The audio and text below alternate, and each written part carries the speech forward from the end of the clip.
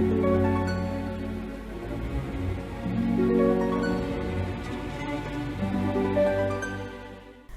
Virgo, saya dengan Madam Aza. Kita bacakan sekarang kartu tarotnya. Yang pertama adalah untuk karir, bisnis, dan juga peruntungan Virgo. Kartu yang diberikan adalah The Fool.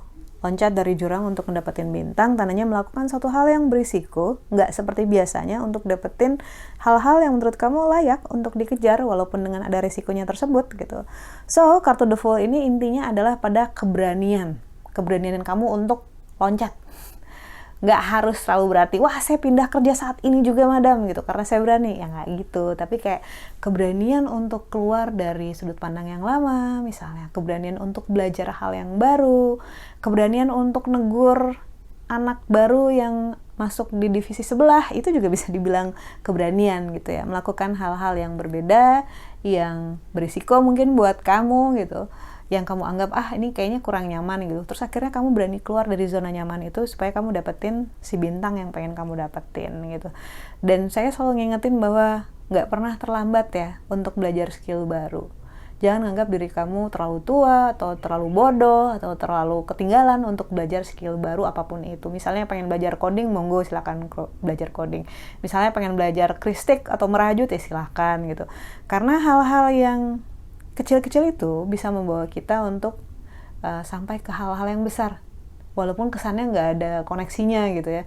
Masa sih dari ngelakuin hal ini bisa aja gitu. Tapi kita belajar satu hal yang baru, otomatis sel otak kita juga mempelajari satu hal yang baru gitu, melakukan satu hal yang berbeda, bisa banyak banget mengubah perspektif kita. Melakukan satu hal yang baru bisa memberikan sudut pandang dan juga kebijaksanaan baru, ilmu yang baru.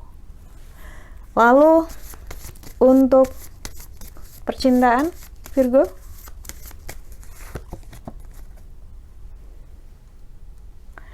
untuk percintaan Virgo, kartu yang diberikan adalah universe ataupun semesta. Ini ibaratnya kayak kalau orang Sunda bilang wayahna gitu ya. Semesta ini adalah tentang proses yang kita lalui, kita suka nggak suka gitu ya, hidup berjalan.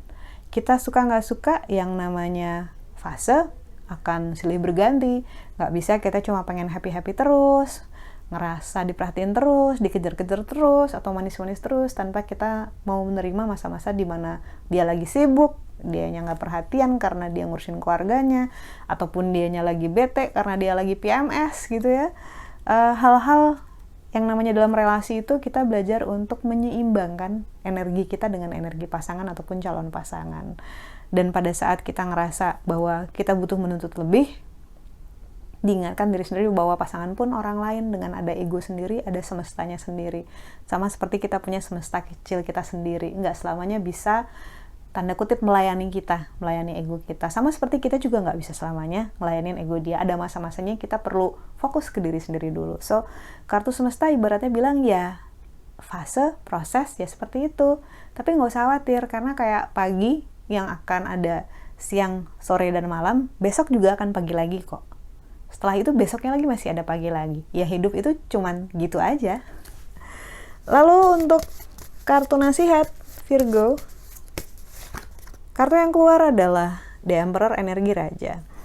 Ketika kartu ini keluar, biasanya yang terjadi atau yang sedang dirasakan malah sebaliknya ya. Kartu The Emperor biasanya, yang ini kan representasi dari kekuatan, kemampuan, royalty, hal-hal hebat lah dari seorang raja gitu.